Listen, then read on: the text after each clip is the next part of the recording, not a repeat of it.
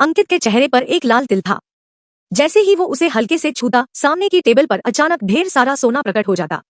एक रात अपने पुराने अपमानों का बदला लेने के लिए उसने लगातार तिल दबाना शुरू कर दिया।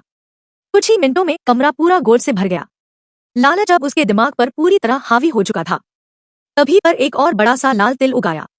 इस बार उसने और ज्यादा गोल्ड पाने के लिए नया तिल दबाया, लेकिन जैसे ही उसने ऐसा किया, पूरा कमरा खाली हो गया। सारा गोल्ड गायब। अंकित ने चारों ओर देखा, कुछ समझ नहीं आया। उसकी आंखों में गुस्सा और झुंझलाहट थी। वो हर हाल में उस गोल्ड को वापस चाहता था।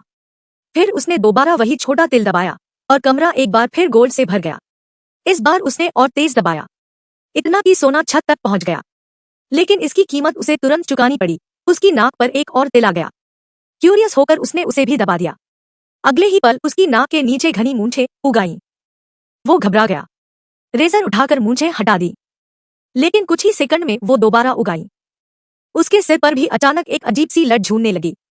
अब उसका चेहरा पूरी तरह बदल चुका था।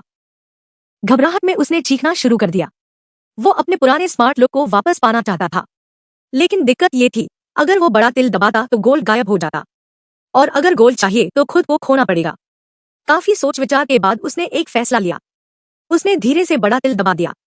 एक पल में सारा गोल्ड गायब हो गया। मूंछें, लट और बाकी 2 तिल भी एक एक करके खत्म हो गए।